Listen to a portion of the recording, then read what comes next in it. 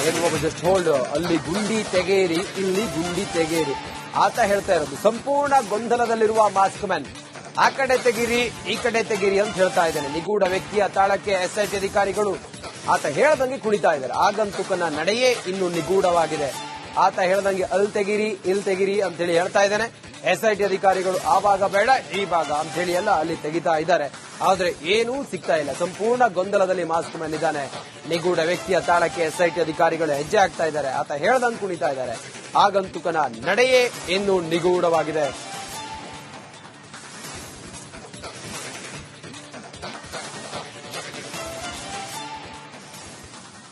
Nagendra Babu again live connect ಆಗಿದ್ದಾರೆ. ನಾಗೇಂದ್ರ ಬಾಬು ಆತ confuse ಆಗಿದ್ದಾನೆ, ಆತ ಗೊಂದಲದಲ್ಲಿದ್ದಾನೆ ಅನ್ನೋದು ನಿಗೂಢ ವ್ಯಕ್ತಿ. ಸದ್ಯ ಆತ ಹೇಳಿದ ಕಡೆ ಎಲ್ಲ ಎಸ್ಐಟಿ ಅಧಿಕಾರಿಗಳು ಗುಂಡಿ ತೆಗೆಸ್ತಾ ಇದ್ದಾರೆ. ಏನ್ ಕತೆ ಆತನದ್ದು? ಆತನನ್ನ ಎಷ್ಟು ನಂಬಲಿಕ್ಕೆ ಸಾಧ್ಯ? ಆತ ಹೇಳಿದ್ದೆಲ್ಲವೂ ಕೂಡ ಸುಳ್ಳಾಗ್ತಾ ಇದೆ ನಾಗೇಂದ್ರ ಬಾಬು.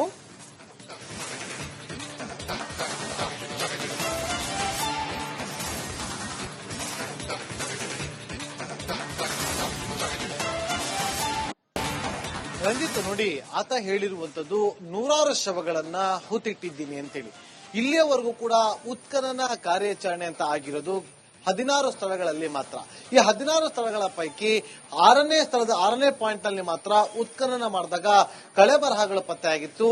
ಅದನ್ನ ಹೊರತುಪಡಿಸಿದ್ರೆ 11th A ಪಾಯಿಂಟ್ ನಲ್ಲಿ ಉತ್ಖನನ ಮಾಡದೆ ಭೂಮಿಯ ಮೇಲ್ಭಾಗದಲ್ಲೇ ಇದ್ದಂತಹ ಮನುಷ್ಯನ ಸುಮಾರು 70ರಷ್ಟು ಭಾಗದ ಅಸ್ಥಿಪಂಜರ ಪತ್ತೆ ಆಗಿತ್ತು. ಸೊ ಈ 2 ಸ್ಥಳಗಳನ್ನ ಹೊರತುಪಡಿಸಿದ್ರೆ ಬೇರೆ ಎಲ್ಲೂ ಯಾವುದೇ ರೀತಿಯಾದಂತಹ ಕಳೆಬರಹಗಳು ಪತ್ತೆ ಆಗಿಲ್ಲ. ನೋಡಿ, ಕೋರ್ಟ್ ಕೂಡ ಇನ್ಸ್ಟ್ರಕ್ಷನ್ ಇದೆ, ಆತ ತೋರಿಸಿದ ಜಾಗದಲ್ಲಿ ಉತ್ಖನನ ಮಾಡಬೇಕು, ಸತ್ಯ ಶೋಧನೆಯನ್ನ ಮಾಡಿ ವರದಿಯನ್ನ ಕೊಡಬೇಕು ಅಂತೇಳಿ ಆದೇಶ ಇರುವಂತಹ ಹಿನ್ನೆಲೆಯಲ್ಲಿ ಎಸ್ಐಟಿ ತನಿಖಾ ತಂಡ ಆತ ಎಲ್ಲೆಲ್ಲಿ ತೋರಿಸ್ತಾನೋ ಆ ಎಲ್ಲಾ ಜಾಗದಲ್ಲೂ ಕೂಡ ಯಾವುದೇ ರೀತಿಯಂತ ಅಡ್ಡಿ ಆಗದಂತೆ ಅವರು ಕಾರ್ಯಾಚರಣೆಯನ್ನ ಮಾಡಬೇಕಾಗುತ್ತೆ. ಹಾಗಾಗಿ ಎಸ್ಐಟಿ ತಂಡ ಕೂಡ ರಚನೆ ಆಗಿರೋದು. ಸತ್ಯ ಶೋಧನೆ ಮಾಡೋದಕ್ಕೆ ಎಸ್ಐಟಿ ತನಿಖಾ ತಂಡ ಮುಂದಾಗಿದೆ. ಆತ ಇನ್ನೂ 5-6 ಸ್ಥಳಗಳನ್ನ ತೋರಿಸಿದ್ರು ಕೂಡ ಅಲ್ಲಿಯೂ ಕೂಡ ಉತ್ಖನನ ಮಾಡೋದಕ್ಕೆ ಎಸ್ಐಟಿ ತನಿಖಾ ತಂಡ ಮುಂದಾಗುತ್ತೆ. ನಮಗೆ ಸಿಕ್ಕಿರುವಂತಹ ಮಾಹಿತಿ ಪ್ರಕಾರ ಇನ್ನು 5-6 ಸ್ಥಳಗಳನ್ನ ಆತ ತೋರಿಸುವಂತಹ ಸಾಧ್ಯತೆಗಳು ಇಲ್ಲಿ ದಟ್ಟವಾಗಿದೆ. ಅಷ್ಟೇ ಅಲ್ಲದೆ ರಂಜಿತ್ ನೋಡಿ, ಆತ ಹೇಳಿರುವಂತೆ ನಾನು ಆರಂಭದಲ್ಲಿ ಹೇಳಿದೆ ನೂರಾರು ಶವಗಳನ್ನ ಹೂತಿಟ್ಟಿದ್ದೀನಿ ಅಂತೇಳಿ. ಆದ್ರೆ ಇಲ್ಲಿಯವರೆಗೂ ಪತ್ತೆ ಆಗಿರೋದು ಕೇವಲ 1 ಪಾಯಿಂಟ್ ನಲ್ಲಿ ಮಾತ್ರ. ಅದು ಉತ್ಖನನ ಆಗಿರುವಂತಹ ಜಾಗದಲ್ಲಿ 6ನೇ ಪಾಯಿಂಟ್ ಅಲ್ಲಿ ಮಾತ್ರ. ಅದನ್ನು ಹೊರತುಪಡಿಸಿದ್ರೆ ಎಲ್ಲಿ ಏನು ಕೂಡ ಪತ್ತೆ ಆಗಿಲ್ಲ. ನೋಡಿ, ಈಗ ಈ ಒಂದು ದೃಶ್ಯಾವಳಿನ ನಿಮಗೆ ತೋರಿಸ್ತಾ ಇದೀವಲ್ಲ, ಈಗ ನೇರ ದೃಶ್ಯಾವಳಿ ನೋಡ್ತಾ ಇರಲ್ಲ ರಂಜಿತ್. ಈಗ ಆ ಮುಸುಕುಧಾರಿ ವ್ಯಕ್ತಿ ಹೇಳಿರೋದು ಈ ಒಂದು ಜಾಗದಲ್ಲಿ ಉತ್ಖನನ ಮಾಡಬೇಕು ಅಂತೇಳಿ ಆತ ಹೇಳಿದಾನೆ. ಇದರಿಂದ ಸ್ವಲ್ಪ ಮುಂದೆ ಹೋಗಿ ಅಲ್ಲೂ ಕೂಡ ಉತ್ಖನನ ಮಾಡಬೇಕು ಅಂತಂದ್ರೆ ಅಲ್ಲೂ ಕೂಡ ಉತ್ಖನನವನ್ನ ಮಾಡಲೇಬೇಕಾಗತ್ತೆ.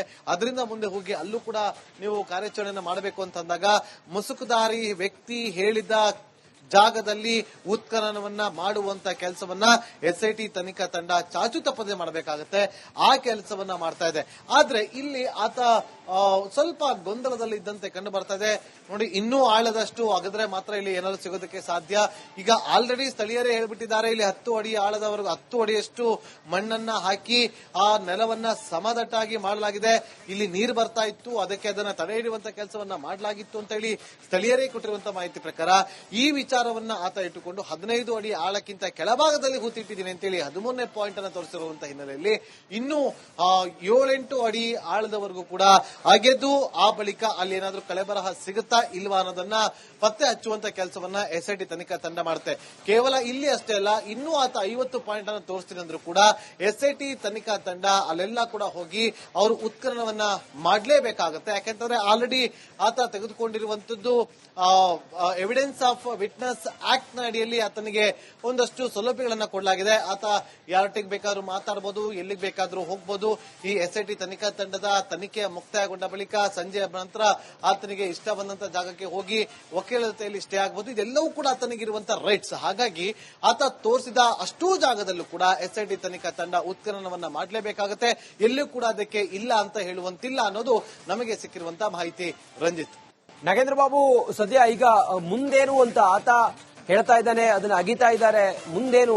ನಾಳೆ ಆತ ಇನ್ನೂ ಹಲವು ಜಾಗಗಳನ್ನು ತೋರಿಸ್ತಾರೆ, ಅಲ್ಲೂ ಅಗಿತಾರೆ, ಅಲ್ಲೂ ಏನ್ ಸಿಗೋದಿಲ್ಲ. ತನಿಖೆ ಆಯಾಮ ಏನಾದರೂ ಬದಲಿಸುವಂತ ಸಾಧ್ಯತೆಗಳಿದೆಯಾ? ಈತನನ್ನ ಇನ್ನು ಹೆಚ್ಚು ಈತನ ಹಿನ್ನೆಲೆ ಮತ್ತಷ್ಟು ಈತನನ್ನ ವಿಚಾರಣೆ ಮಾಡುವಂತ ಸಾಧ್ಯತೆಗಳಿದೆಯಾ? ಮುಂದೇನು ಅಂತ ನಾಗೇಂದ್ರ ಬಾಬು ಇದು?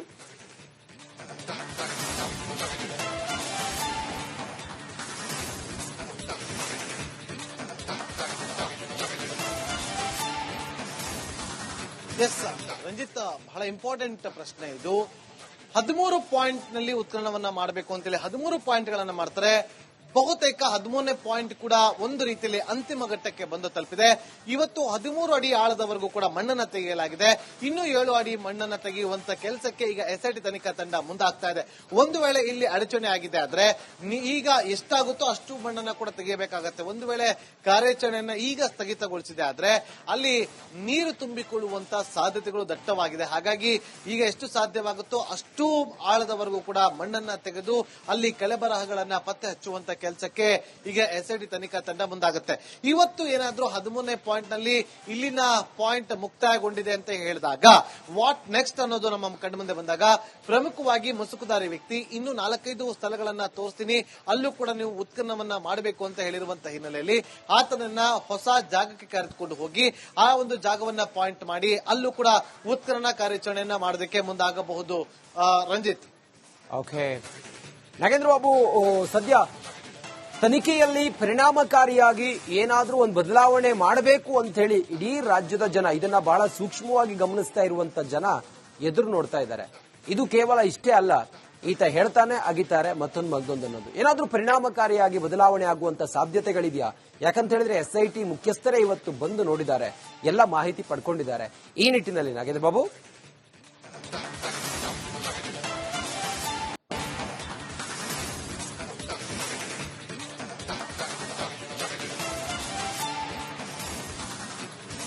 ರಂಜಿತ್ ನೋಡಿ, ಇವತ್ತು ಇಡೀ ರಾಜ್ಯದ ಜನತೆ ಅವ್ರಿಗೆ ಇಲ್ಲ ನೀವು ಸ್ಟಾಪ್ ಮಾಡಿ ಅಂತ ಹೇಳಿದ್ರು ಕೂಡ ಎಸ್ಐಟಿ ತನಿಖಾ ತಂಡ ಅದನ್ನ ಸ್ಥಗಿತಗೊಳಿಸೋದಕ್ಕೆ ಸಾಧ್ಯವೇ ಇಲ್ಲ.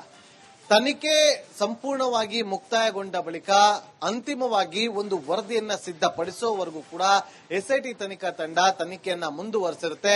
ಬೇರೆ ಬೇರೆ ಆಯಾಮದಲ್ಲಿ ತನಿಖೆಯನ್ನ ಮಾಡ್ತಾ ಬರ್ತಾ ಇರುತ್ತೆ. ಈಗ ಕೇವಲ 13+3 ಪಾಯಿಂಟ್ಗಳಾಗಿದ್ದು ಒಟ್ಟು 16 ಪಾಯಿಂಟ್ಗಳಲ್ಲಿ ಈಗ ಅವರು ಕಾರ್ಯಾಚರಣೆಯನ್ನ ಮಾಡಿದ್ದಾರೆ. ಈ 16 ಪಾಯಿಂಟ್ಗಳ ಪೈಕಿ ಒಂದು ಪಾಯಿಂಟ್ ನಲ್ಲಿ ಮಾತ್ರ ಒಂದಷ್ಟು ಕಳೆಬರಹಗಳು ಪತ್ತೆಯಾಗಿರೋದು.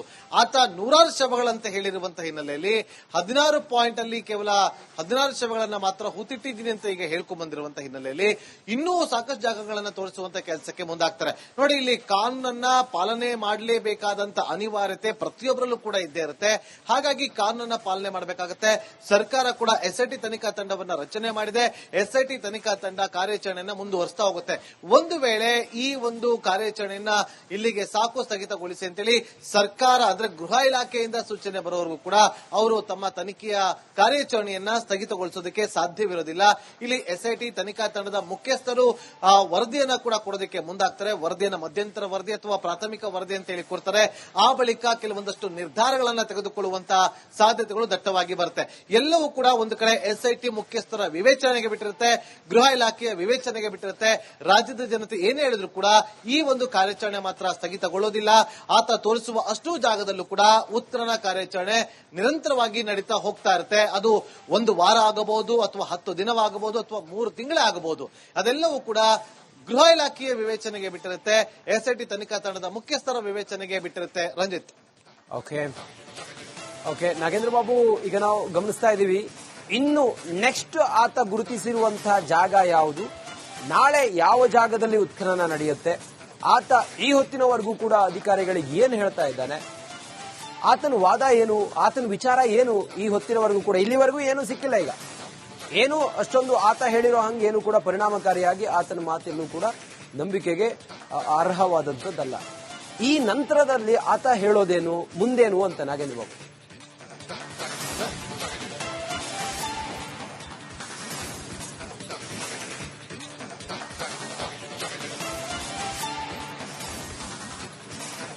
ರಂಜಿತ್ ನೋಡಿ, ಇವತ್ತು 13ನೇ ಪಾಯಿಂಟ್ ನಲ್ಲಿ ಈ ಒಂದು ಕಾರ್ಯಾಚರಣೆ ನಡೀತಾ ಇದೆ.